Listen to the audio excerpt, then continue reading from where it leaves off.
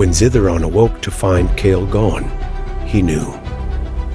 His heart ached, but he did not hesitate.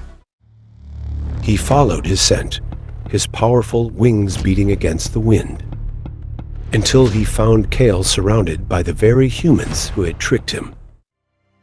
The warriors raised their weapons, but before they could strike, Xytheron unleashed his fury. Fire rained upon the earth, and the night sky burned bright as the dragon fought with everything he had. Kael, frozen in shock, watched as the father who had loved him more than anything was pierced by spears and arrows. Yet Xytheron did not stop. He roared. He clawed. He fought not for himself, but for Kael. At last, the warriors fell, either burned or fleeing in terror. But Xytheron, too, was collapsing. His golden scales were cracked, his mighty body trembling. Kael ran to him, tears streaming down his face. I was wrong. He whispered. I shouldn't have left. Please don't go. With the last of his strength, Xytheron nuzzled Kael gently.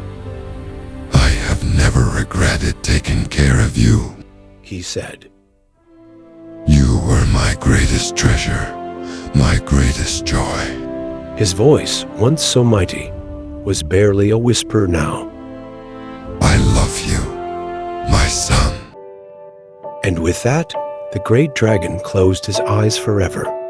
Kael wept beside Xytheron's still form, grief tearing at his heart. The humans had promised him a better life, but he now saw the truth. He had already had a home, a father, a love greater than any riches. He buried Xytheron beneath the tallest mountain, where the wind would forever sing his name. From that day on, he vowed to live by the lessons his father had taught him. He would be strong, but kind.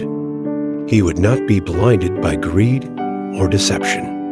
And most of all, he would never forget the dragon who had loved him unconditionally.